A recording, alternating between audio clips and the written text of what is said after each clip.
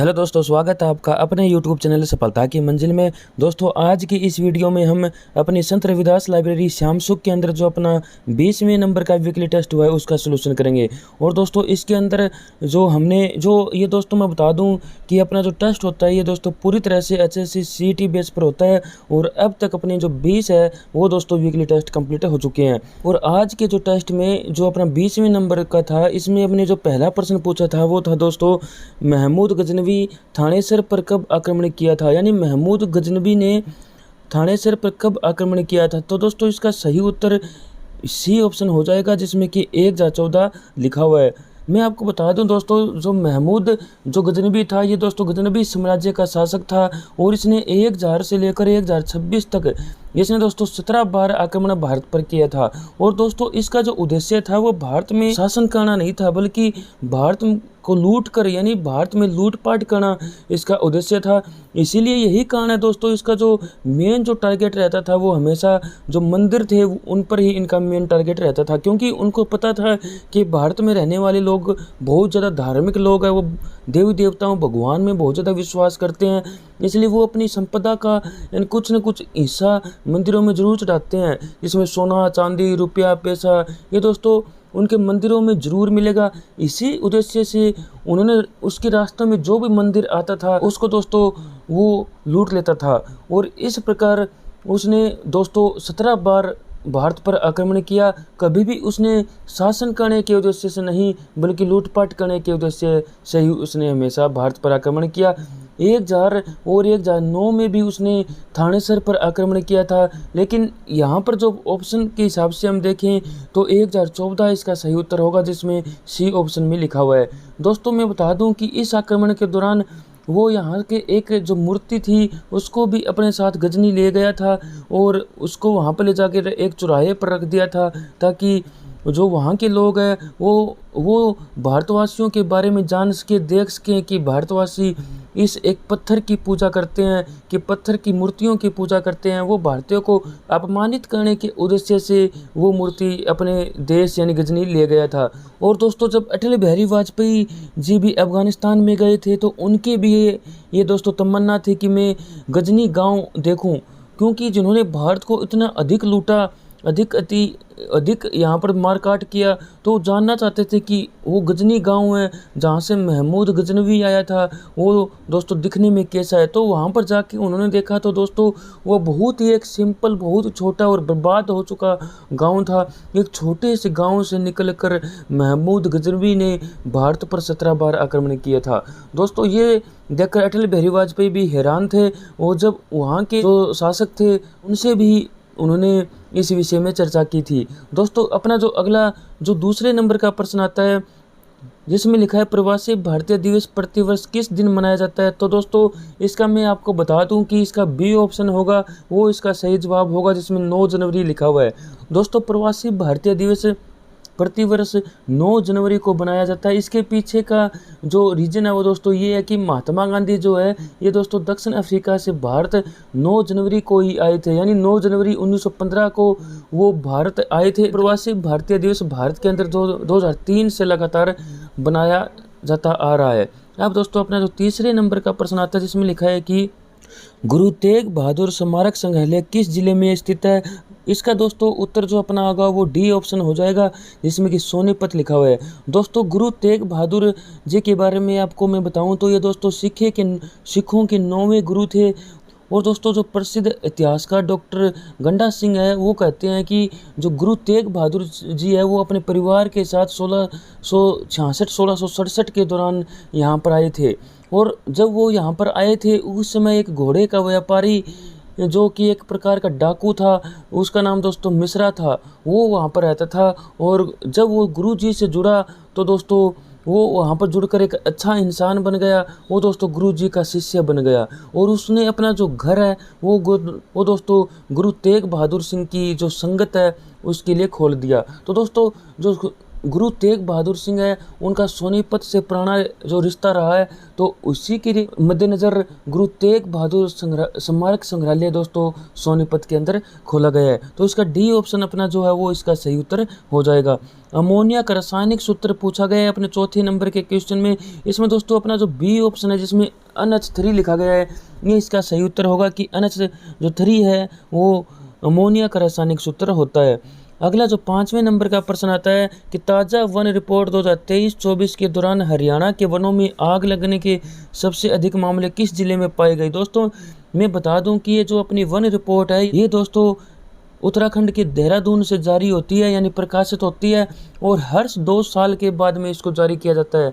अभी जो अपनी पिछली रिपोर्ट आई थी वो दोस्तों 2023-24 की थी, उसके अंदर दोस्तों हरियाणा के वनों में आग लगने के सबसे अधिक जो मामले हैं वो दोस्तों यमुनानगर जिले के अंदर पाए गए थे, यानी 73 मामले आग लगने के यमुनानगर जिले के अंदर पाए गए थे। यदि हम कुल मामलों की बात करें तो दोस्तों उनकी संख्या 166 थी, यानी हरियाणा के अंदर वनों में आग लगने के 166 मामले दर्ज हुए थे, और उनमें से 73 मामले 73 मामले यमुनानगर जिले के अंदर आए थे। तो सबसे अधिक आग लगने के जो मामले हैं वो दोस्तों अपना जो डी ऑप्शन है वो इसका सही उत्तर हो जाएगा, जिसमें यमुनानगर लिखा हुआ है। अपना जो 6ठे नंबर का प्रश्न है, हिंडनबर्ग रेखा किन 2 देशों को अलग करती है। तो दोस्तों इसका अपना सही उत्तर जर्मनी पोलैंड, यानी ऑप्शन नंबर ए अपना सही उत्तर हो जाएगा। 7वें नंबर का प्रश्न आता है कि बूटिंग के संदर्भ में पोस्ट का क्या अर्थ है, यानी इसमें पोस्ट की फुल फॉर्म इसके अंदर पूछी गई है।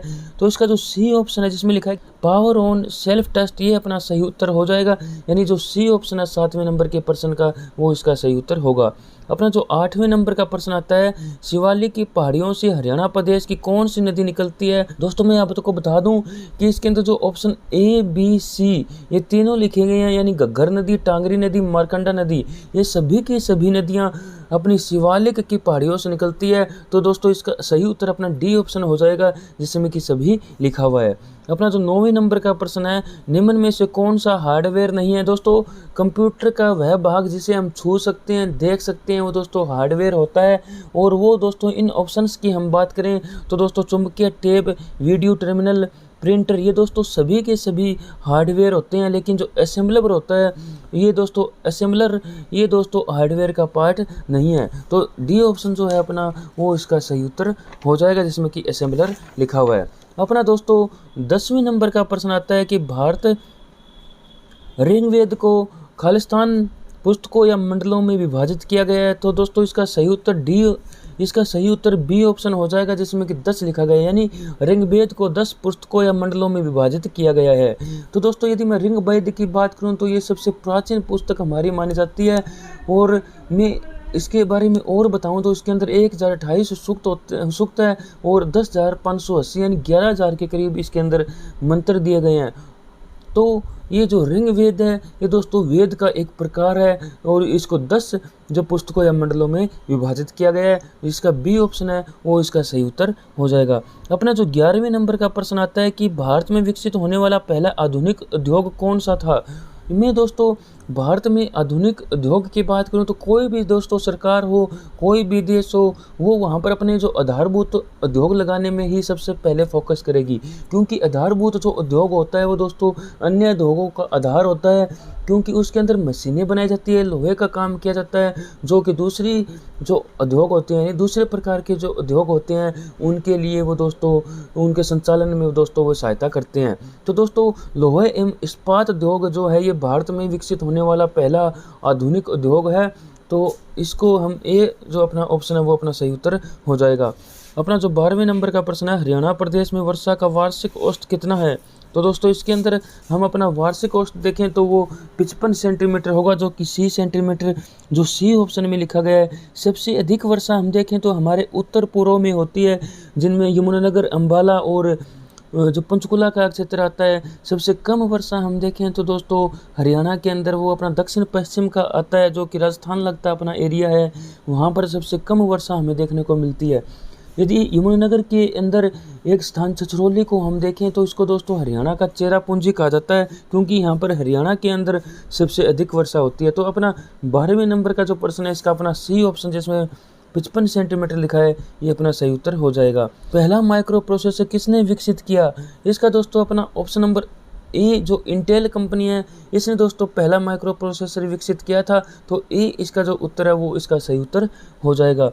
अभी हाल ही में हरियाणा सरकार द्वारा किस खिलाड़ी के लिए पेरिस में हुए ओलंपिक गेम्स 2024 में एक से खेल के सेमीफाइनल में हारने के बावजूद रजत पदक विजेता को प्रदान की जाने वाली राशि के सम्मान राशि 4 करोड़ रुपए जारी किए गए हैं? दोस्तों मैं बता दूं, जो विनेश फोगाट थी, ये दोस्तों इनको दोस्तों ओलंपिक जो हुए थे पेरिस के अंदर उसमें दोस्तों बाहर कर दिया गया था उनके वेट को लेकर। बाद में हरियाणा सरकार ने दोस्तों ये घोषणा की थी कि उनको रजत जो पदक है उसके विजेता के सम्मान राशि उनको दी जाएगी, यानी उसी तरह उसका सम्मान किया जाएगा। तो दोस्तों अभी हाल ही में वो राशि जारी कर दी गई है 4 करोड़ रुपये। तो इसका बी ऑप्शन जो है वो विनेश फोगाट, वो इसका सही उत्तर हो जाएगा। अपना जो 15वें नंबर का प्रश्न है जिसमें लिखा है कि नीली क्रांति कृष्णा डैम कहाँ स्थित है, तो दोस्तों इसका सही उत्तर अपना सी ऑप्शन हो जाएगा, जिसमें कि कुरुक्षेत्र लिखा गया है। दोस्तों मैं आपको नीली क्रांति के बारे में बताऊं तो ये दोस्तों मत्स्य पालन से संबंधित है और इसको चीन से इसकी शुरुआत मानी जाती है। जो नीली क्रांति कृष्णा डैम ये दोस्तों बनाया गया है, इसका मुख्य उद्देश्य दोस्तों मैं आपको बताऊं तो इसका मुख्य उद्देश्य मछली पालन व उसकी उत्पादकता को बढ़ाना है। तो सी ऑप्शन जिसमें कुरुक्षेत्र लिखा गया है वो अपना सही उत्तर हो जाएगा। लुम्बिनी महात्मा गांधी के जीवन की किस घटना से संबंधित है? मैं महात्मा बुद्ध के बारे में मैं आपको बताऊं तो इनका जन्म दोस्तों 563 ईस्वी पूर्व लुम्बिनी नामक ग्राम में हुआ था, जो कि नेपाल के अंदर पड़ता है दोस्तों। और मैं आपको महात्मा बुद्ध के बारे में बताऊं तो इनका वास्तविक जो नाम था वो दोस्तों सिद्धार्थ था, और बाद में दोस्तों ये महात्मा बुद्ध यानी गौतम बुद्ध के नाम से ये प्रसिद्ध हुए थे। इनका दोस्तों इनकी माता का नाम दोस्तों महामाया और पिता का नाम शुद्धोधन था, और इनका जो पालन पोषण था वो दोस्तों इनकी मौसी प्रजापति गौतमी ने किया था, और इनकी जो पत्नी का नाम यशोधरा था और पुत्र का नाम राहुल था। दोस्तों 29 वर्ष की उम्र में इन्होंने गृह त्याग कर दिया था, और इन्होंने यूपी के सारनाथ में सबसे अपना पहला उपदेश दिया था, जिसे हम धर्मचक्र प्रवर्तन के नाम से जानते हैं। सबसे ज़्यादा उपदेश की मैं बात करूं तो दोस्तों वो श्रावस्ती के अंदर दिए गए थे, और उनके एक शिष्य था जिसका नाम आनंद था। दोस्तों आनंद के विषय में पूछ लिया जाता है एग्जाम्स के अंदर, तो आनंद इनके शिष्य का नाम था। और इनकी जो मृत्यु की बात करूँ तो दोस्तों 483 ईस्वी पूर्व जो बिहार के कुशीनगर में इनकी मृत्यु हुई थी, यानी इनको दोस्तों मोक्ष की प्राप्ति हुई थी। तो इस प्रकार हम देखें तो जो महात्मा बुद्ध है वो दोस्तों इससे संबंधित प्रश्न हमारे एग्जाम्स में बहुत बार पूछ लिए जाते हैं, तो मैंने ये आपको बता दिए हैं। तो इसका जो है सही उत्तर अपना महात्मा बुद्ध का जो जन्म है वो दोस्तों लुम्बिनी नामक ग्राम में हुआ था। जो लुम्बिनी जो स्थल है वो दोस्तों उनके जन्म से संबंधित है, तो अपना ए ऑप्शन जो है वो अपना सही उत्तर हो जाएगा। पौधों का आहार कारखाना दोस्तों अपने जो भोजन है दोस्तों, पौधे जो अपना भोजन है वो जो पेड़ की पत्तियों के माध्यम से बनाते हैं, यानी अपनी पत्तियों के माध्यम से बनाते हैं। तो इसका ऑप्शन नंबर जो डी है वो इसका सही उत्तर हो जाएगा, जिसमें पत्तियां लिखी है। दोस्तों जो पौधे होते हैं वो प्रकाश संश्लेषण की प्रक्रिया के द्वारा प्रकाश की यानी सूर्य के प्रकाश की उपस्थिति में अपना भोजन तैयार करते हैं, जिनमें पत्तियों का महत्वपूर्ण रोल होता है। तो डी ऑप्शन इसका जो है वो इसका सही उत्तर हो जाएगा। फिरोज शाह तुगलक ने किस नगर के मंदिर में पूजा करने वालों को बंदी बनाकर उनकी हत्या करवा दी थी? दोस्तों इसका जो सही उत्तर हम देखें तो दोस्तों डी ऑप्शन गोहाना आएगा। गोहाना दोस्तों ये फिरोज शाह तुगलक से संबंधित था, और फिरोज शाह तुगलक ने हम देखें तो दोस्तों इन्होंने हिसार और फतेहाबाद की भी इन्होंने स्थापना करी थी, और गोहाना में भी दोस्तों इनसे संबंधित कुछ बातें हमारे एग्जाम्स के अंदर निकल कर आती है। आगे दोस्तों अपना जो 19वें नंबर का प्रश्न आता है कि प्रदेश में मोरनी की पहाड़ियों पर किस प्रकार की मिट्टी पाई जाती है? दोस्तों हम देखें तो इसका डी ऑप्शन जो है जिसमें पथरीली मिट्टी लिखा है वो दोस्तों इसका सही उत्तर हो जाएगा, यानी प्रदेश में मोरनी की पहाड़ियों पर पथरीली मिट्टी पाई जाती है। इस प्रकार दोस्तों डी ऑप्शन इसका सही उत्तर होगा। अपना जो अगला 20वें नंबर का प्रश्न आता है, क्लोरोफिल रंजक का रंग है वो दोस्तों हरा रंग, यानी ए ऑप्शन इसका सही उत्तर हो जाएगा, जिसमें कि हरा लिखा हुआ है। अपना जो दोस्तों 21वें नंबर का जो प्रश्न आता है, शांति के समय के वीरता पुरस्कार अशोक चक्र विजेता को हरियाणा सरकार द्वारा कितनी राशि सम्मान स्वरूप प्रदान की जाती है? वो दोस्तों इसका ए ऑप्शन जिसमें कि 1 करोड़ रुपए लिखा गया है वो इसका सही उत्तर होगा। मैं आपको बताऊं दोस्तों शांति के समय जो पुरस्कार दिए जाते हैं, जैसे कि मैंने बताया अशोक चक्र, उसके अंदर 1 करोड़ रुपए प्रदान किया जाता है। जो कीर्ति चक्र होता है दोस्तों, कीर्ति चक्र के अंदर 51 लाख रुपए प्रदान किए जाते हैं। शौर्य चक्र के अंदर 31 लाख रुपये प्रदान किए जाते हैं। सेवा मेडल नौसेना और जो वायुसेना जो पदक होता है जो कि वीरता के लिए प्रदान किया जाता है, उसके अंदर दोस्तों 10 लाख रुपए प्रदान किए जाते हैं। हम यदि इस प्रश्न का उत्तर देखें जिसमें अशोक चक्र के विषय में पूछा गया है, तो दोस्तों इसका ए ऑप्शन जिसमें 1 करोड़ रुपये लिखा गया है वो इसका सही उत्तर हो जाएगा। अपना जो आगे 22वें नंबर का प्रश्न आता है कि रेगिस्तान रहित महाद्वीप है। तो आगे जो अपना 23वें नंबर का प्रश्न आता है, कोणार्क नृत्य उत्सव भारत के किस राज्य में मनाया जाता है। इसका दोस्तों ए ऑप्शन जिसमें कि उड़ीसा लिखा गया है वो इसका सही उत्तर हो जाएगा। मैं आपको बताऊं तो दोस्तों उड़ीसा के अंदर ही जो कोणार्क सूर्य मंदिर भी है, जिसे दोस्तों कि 13वीं शताब्दी में गंग वंश के राजा नरसिंह देव फर्स्ट ने उसको बनवाया था। दोस्तों यदि कोणार्क का नाम आए तो दोस्तों उसका उड़ीसा ही सही उत्तर होगा, तो इसका ए ऑप्शन जो है वो इसका सही उत्तर सही जवाब हो जाएगा। अपना जो 24वें नंबर का प्रश्न है, राजघाट गुरुद्वारा कहाँ स्थित है। इसका दोस्तों अपना डी ऑप्शन जिसमें कि कुरुक्षेत्र लिखा गया है वो इसका सही उत्तर हो जाएगा। दोस्तों मैं बता दूं आपको कि हरियाणा के अंदर कौन सा स्थान कहाँ पर है, यानी क्या कहाँ पर है, इससे संबंधित दोस्तों वीडियोज़ मैंने इसी चैनल पर डाली हुई है, तो आप वहाँ पर जाके वो वीडियोज़ भी देख सकते हो। अब दोस्तों अपना जो 25वें नंबर का प्रश्न है, प्रदेश की कौन सी नहर जगाधरी पोंटा सड़क पर स्थित ताजेवाला नामक स्थान से यमुना नदी से निकलती है। इसका दोस्तों सही उत्तर बी ऑप्शन हो जाएगा, जिसमें कि पश्चिमी एवं जो पूर्वी यमुना नहर जिसमें लिखा गया है। दोस्तों मैं आपको बता दूं कि यमुना की जो पश्चिम में निकलती है उसको पश्चिमी यमुना नहर, और जो पूर्व की ओर निकलती है उसको दोस्तों पूर्वी यमुना नहर कहा जाता है। पश्चिमी यमुना नहर हरियाणा की ओर आ जाती है और पूर्वी यमुना नहर दोस्तों यूपी की साइड में चली जाती है। इसका बी ऑप्शन जो है वो इसका सही जवाब हो जाएगा, जिसमें पश्चिमी पूर्वी यमुना नहर लिखा हुआ है। अपना जो 26वें नंबर का प्रश्न है कि वर्तमान मुख्यमंत्री नायाब सिंह सैनी हरियाणा के मुख्यमंत्री बनने वाले किस क्रम के व्यक्ति हैं। तो दोस्तों ये अपने 11वें क्रम के व्यक्ति हैं, और यदि हम हरियाणा विधानसभा देखें तो वर्तमान समय में वो दोस्तों 15वीं हरियाणा विधानसभा चल रही है, और यदि नायाब सिंह सैनी जी देखें तो वे दोस्तों मुख्यमंत्री बनने वाले दोस्तों 11वें व्यक्ति, यानी इससे पहले 10 व्यक्ति और हैं जो हरियाणा के मुख्यमंत्री रह चुके हैं। अपना जो 27वें नंबर का प्रश्न आता है कि घास में किस प्रकार की जड़ पाई जाती है। अपना जो 28वां प्रश्न है, थोक मूल्य सूचकांक किसके द्वारा जारी किए जाते हैं। इसका दोस्तों ए ऑप्शन जिसमें वाणिज्य एवं उद्योग मंत्रालय जो है वो इसका सही उत्तर होगा, यानी ए ऑप्शन इसका सही उत्तर हो जाएगा। आर्थिक एवं संख्यायिकी विभाग भी दोस्तों अनेक प्रकार के डाटा हमारे जारी करता है, वो दोस्तों चाहे आय से संबंधित हो या फिर कोई विभिन्न प्रकार की रिपोर्ट्स हो। तो इसका यदि हम देखें थोक मूल्य सूचकांक, तो दोस्तों इसका ए ऑप्शन जिसमें वाणिज्य एवं उद्योग मंत्रालय लिखा है वो ही इसका सही उत्तर होगा। अपना जो 29वें नंबर का प्रश्न आता है, एआई किस पीढ़ी के कंप्यूटर की विशेषता है। तो दोस्तों एआई अपना जो भविष्य है, यानी जो अब जो पीढ़ी चल रही है, जो इसकी स्टार्टिंग हुई है वो दोस्तों अपनी 5वीं पीढ़ी है, यानी सी ऑप्शन जो है इसका सही उत्तर हो जाएगा कि एआई जो है ये 5वीं पीढ़ी के कंप्यूटर की विशेषता है। अपना जो दोस्तों 30वें नंबर का प्रश्न आता है, इनमें से कौन सा नृत्य वीर रस प्रधान है। दोस्तों हम देखें तो सांग नृत्य और जो डफ नृत्य दोनों ही वीर रस प्रधान होते हैं। तो अब इसका ऑप्शन नंबर जो सी जिसमें ए और बी लिखा गया है वो इसका सही उत्तर हो जाएगा। अपना जो 31वें नंबर का प्रश्न है, हाल ही में सर्वोच्च न्यायालय ने छात्रों की मानसिक स्वास्थ्य संबंधी चिंताओं को दूर करने के लिए किसकी अध्यक्षता में राष्ट्रीय टास्क फोर्स का गठन किया है। इसका दोस्तों अपना जो डी ऑप्शन है जिसमें एस रविंद्र भट्ट लिखा गया है वो दोस्तों इसका सही उत्तर हो जाएगा, यानी एस रविंद्र भट्ट की अध्यक्षता में सर्वोच्च न्यायालय ने छात्रों की मानसिक स्वास्थ्य संबंधी चिंताओं को दूर करने के लिए एक जो राष्ट्रीय स्तर पर एक टास्क फोर्स का गठन किया है। अपना जो दोस्तों 32वें नंबर का प्रश्न है, हरियाणा का कितना क्षेत्र वायु अपरदन से प्रभावित है। तो इसका सी ऑप्शन जिसमें 15 लाख हेक्टेयर लिखा गया है वो दोस्तों इसका सही उत्तर हो जाएगा। हरियाणा परिवहन की बसों में महिलाओं के लिए कितनी सीटों का आरक्षण किया जाता है। तो दोस्तों इसका अपना बी ऑप्शन जिसमें 10 लिखा गया है वो इसका सही उत्तर हो जाएगा कि 10 सीटों का हरियाणा परिवहन की बसों में महिलाओं के लिए सीटों का आरक्षण किया जाता है। अपना जो अगला दोस्तों 34वें नंबर का प्रश्न है, हरियाणा राज्य भारत का उत्तर पश्चिमी राज्य है, यानी बी ऑप्शन इसका सही उत्तर हो जाएगा। भारत सरकार के अनुसार पिछले 10 वर्षों में सर्वाधिक वन भूमि को विकास और गैर वन उपयोग के लिए किस राज्य में डाइवर्ट किया गया है। तो दोस्तों इसका सही उत्तर अपना डी ऑप्शन होगा, जिसमें कि मध्य प्रदेश लिखा गया है।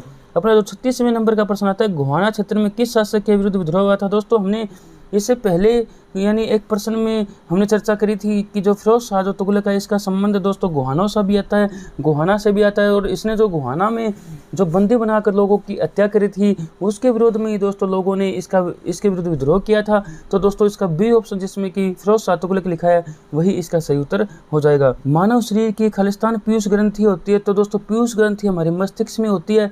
तो मानव शरीर के पीयूष ग्रंथि यानी मानव शरीर के मस्तिष्क में पीयूष ग्रंथि होती है। और दोस्तों पीयूष ग्रंथि को मास्टर ग्रंथि के नाम से भी जाना जाता है। सूची 1 में पर्यटन स्थलों के नाम और सूची 2 में स्थानों के नाम दिए गए हैं। दिए गए कोड की सहायता से सही उत्तर का हमें मिलान करना है। इसमें दोस्तों मेघपाई लिखा है तो मेघपाई दोस्तों फरीदाबाद के अंदर है। जंगल बबलर लिखा है तो दोस्तों ये धारूहेड़ा यानी रेवाड़ी के अंदर है। किंग फिशर की बात करें तो दोस्तों ये अंबाला के अंदर है।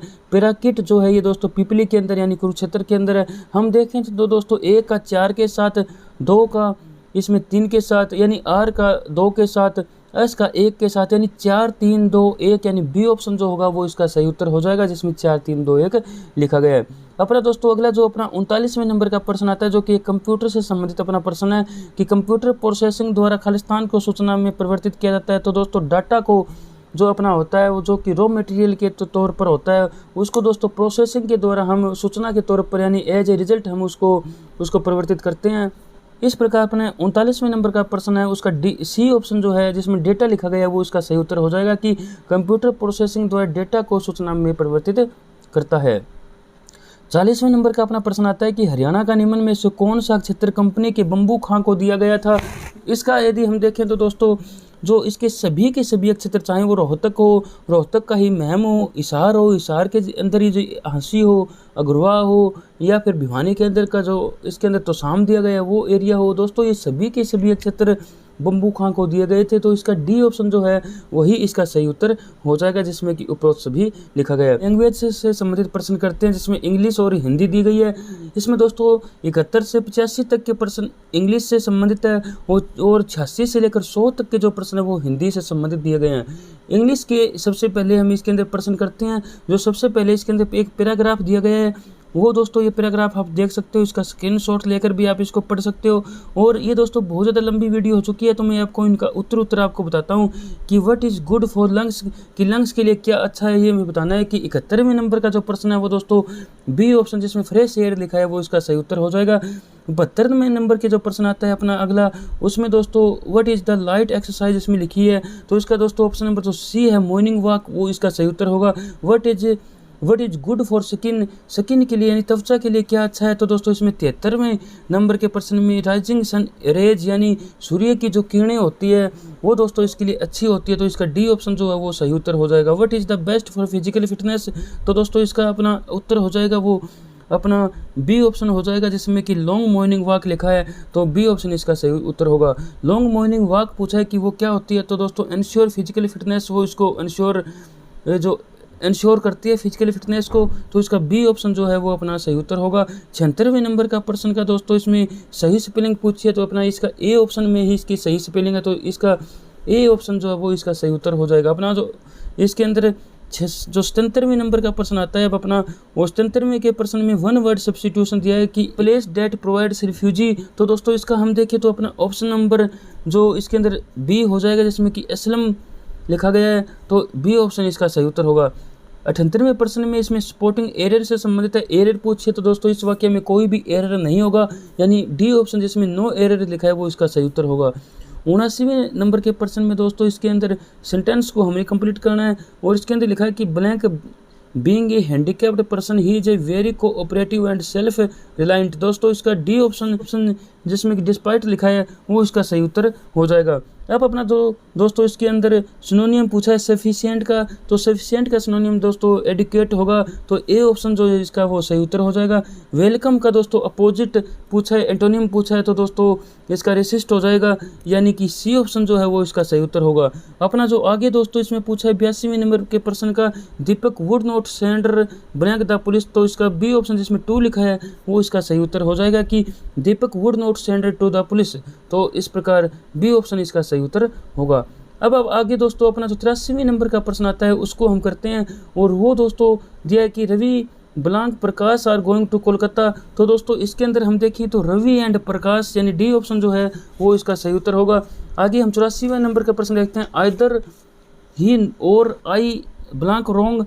इसको यदि हम दोस्तों करते हैं तो अपना ऑप्शन नंबर इसमें जो सी है जिसमें एम लिखा है वो इसका सही उत्तर हो जाएगा कि आइदर ही और आई एम रॉन्ग। तो इसमें सी ऑप्शन इसका सही उत्तर होगा। There is only blank milk left in the बोतल। तो दोस्तों इसका ए लिटिल आएगा कि there is a only a little यानी थोड़ा सा मिल्क है वो दोस्तों जो बोतल के अंदर बचा हुआ है। तो दोस्तों अब अपने हिंदी के प्रश्न आते हैं कि हिंदी की उपभाषाएं पूछी है। तो दोस्तों हमको पता है कि हिंदी की 5 उपभाषाएं हैं, तो इसका बी ऑप्शन जो है वो इसका सही उत्तर होगा। आधुनिक भारतीय भाषाओं का विकास किस भाषा से हुआ है? तो हमको पता है कि अपभ्रंश भाषा से हुआ है। यानी पहले जो वैदिक संस्कृति थी, वैदिक संस्कृति थी, उसके होते होते लौकिक संस्कृति आई। बाद में दोस्तों जैसे कि पाली आई, पाली भाषा आई, तो उनमें जैसे प्राकृत भाषा आई। तो दोस्तों ऐसे ही अपभ्रंश होता है कि निचला भाग यानी कि बिल्कुल घटिया स्तर का जो होता है उसको हम अपभ्रंश कहते हैं। उसी से ही हमारी भाषाओं का विकास हुआ है। अब हम दोस्तों हम देख सकते हैं कि हमारी भाषा जो हिंदी है वो दोस्तों जो हमारी भारतीय भाषाएं हैं वो दोस्तों बहुत ज़्यादा साइंटिफिक है। हमको पता है कि वो बहुत ज़्यादा लॉजिकल लैंग्वेज है और वो दोस्तों अपभ्रंश से निकली हुई है। यदि हम देखते हैं तो दोस्तों अपभ्रंश से निकली हुई भाषाएं भी यदि इतनी साइंटिफिक हो सकती है तो दोस्तों यदि हम विचार करें तो हमारी वैदिक जो संस्कृति थी वो दोस्तों कितनी एडवांस रही होगी, जिसको दोस्तों वैज्ञानिकों ने भी सबसे परफेक्ट सबसे उच्च स्तर की भाषा उसको माना है। तो दोस्तों इसका अपना 87वें नंबर का प्रश्न है जिसमें डी ऑप्शन जो है उसका सही उत्तर हो जाएगा, जिसमें अपभ्रंश लिखा हुआ है। 88वें नंबर के प्रश्न का, आज संचार माध्यमों में हिंदी भाषा के मानक रूप का प्रयोग होता है। तो इसमें सी ऑप्शन जो है वो इसका सही उत्तर होगा। र का इसमें 49 स्थान पूछा है, तो दोस्तों इसका नासिक क्या होगा यानी बी ऑप्शन होगा। यानी प्रत्येक वर्ग का जो अंतिम अक्षर होते हैं वो दोस्तों नासिक के द्वारा ही बोले जाते हैं। तो इसमें बी ऑप्शन जो है वो इसका सही उत्तर हो जाएगा। भारतीय संविधान के किस भाग में हिंदी को भारत की राजभाषा कहा गया? तो भाग 17 में इसका उल्लेख हमें देखने को मिलता है। तो बी ऑप्शन जो है वो इसका सही उत्तर होगा। जातिवाचक संज्ञा का उदाहरण में पूछा है, तो दोस्तों घोड़ा, गंगा, और दोस्तों जो इसके अंदर ऑप्शन दिए गए हैं उनमें दोस्तों सभा, बुढ़ापा। तो दोस्तों इनमें हम देखें तो जो घोड़ा होगा वो दोस्तों जातिवाचक संज्ञा होगा, गंगा है जैसे कि, और हम देखें गंगा के अलावा सभा है, बुढ़ापा है। तो दोस्तों ये जातिवाचक संज्ञा के अंदर नहीं आएगी, घोड़ा इसका सही उत्तर होगा जो कि ए ऑप्शन में लिखा गया है। संप्रदान कारक में को का प्रयोग किस अर्थ में होता है? तो दोस्तों इसका प्रयोग के लिए होता है। तो इसका ए ऑप्शन जो है वो इसका सही उत्तर हो जाएगा। यदि कहीं पर कोई वस्तु या कोई चीज़ हमें देने का भाव होता है तो वहाँ पर हमेशा दोस्तों संप्रदान कारक का ही हम यहाँ पर प्रयोग करते हैं। तो इसमें ए ऑप्शन जो है वो इसका सही उत्तर हो जाएगा, जिसमें के लिए लिखा हुआ है। उसका कोट पुराना था। इस वाक्य में पुराना शब्द दोस्तों, पुराना एक विशेषता है, तो वो यदि विशेषता है तो उसका दोस्तों सी ऑप्शन जिसमें एक विशेषण लिखा गया है वो इसका सही उत्तर हो जाएगा। 94 नंबर का प्रश्न, नदी प्लस में उर्मी लिखा है, तो इसका बी ऑप्शन नदी उर्मी इसका सही उत्तर हो जाएगा। अपना जो 95 नंबर का प्रश्न है जिसमें लिखा है कि निर्जन शब्द में समास का प्रकार होगा। तो दोस्तों इसमें बहुब्रीहि समास होगा कि जो निकल गए हैं जन जहाँ से, यानी जो निर्जन एरिया है वो दोस्तों इसमें बोला गया है, यानी किसी तीसरे की ओर इसमें संकेत किया गया है। तो बहुब्रीहि समास इसका सही उत्तर हो जाएगा। वायस देखें तो दोस्तों वो कौवा का परिवाची शब्द होता है, तो ए ऑप्शन इसका सही होगा। वाक्यांश के लिए एक शब्द जिसके पास कुछ भी ना हो तो दोस्तों अकिंचन होता है, तो इसका सी ऑप्शन होगा। अशुद्ध वर्तनी के लिए हम देखें तो दोस्तों इसमें सही विकल्प का चयन करना है, तो बी ऑप्शन जिसमें अशोभनीय लिखा है वो दोस्तों इसका सही उत्तर होगा। बाकी ए, सी और डी ये सभी के सभी अशुद्ध शब्द इसके अंदर दिया गया है, अशुद्ध जो इसके अंदर वर्तनी दी गई है। अपना जो अगले 99 नंबर का प्रश्न आता है, जो वस्तु, व्यक्ति या परिस्थितियाँ स्थायी भाव को जागृत करती है तो दोस्तों उन्हें विभाव कहते हैं। ए ऑप्शन इसका सही होगा। जहाँ उपमेय पर उपमान का आरोप लगाकर उसकी एकरूपता का प्रतिपादन किया जाए वहाँ दोस्तों कौन सा अलंकार होता है? तो दोस्तों वहाँ पर रूपक अलंकार होता है। तो ए ऑप्शन जो है वो इसका सही उत्तर हो जाएगा। जहाँ पर आरोप लगाकर उनमें दोनों में समानता यानी उसके अंदर एक रूपता प्रकट की जाए कि दोनों चीज़ें एक ही है, तो वो दोस्तों वहाँ पर रूपक अलंकार होता है। तो इस प्रकार अपना ए ऑप्शन जो है वो इसका सही उत्तर हो जाएगा। अब दोस्तों हम जितने भी अपने वीकली टेस्ट हमारे हुए हैं उनका जो सोल्यूशन यानी मैं किसी भी कारणों से नहीं दे पाया हूँ उनका भी मैं सोल्यूशन डालने की कोशिश करूँगा इसी चैनल पर। और दोस्तों मैं आपको बता दूँ कि हम अपने जो 20 वीकली टेस्ट कंप्लीट हो चुके हैं और हम इस पर विचार करें कि अपने जो 20 वीकली टेस्ट हुए हैं उनकी एक टेस्ट सीरीज आपके सामने लेकर आई जाए। दोस्तों इस टेस्ट सीरीज के विषय में आपकी कोई सलाह हो, कोई सुझाव हो तो आप दोस्तों कमेंट के माध्यम से दे सकते हो। अब दोस्तों हम मिलते हैं अपनी अगली वीडियो में। Thank you.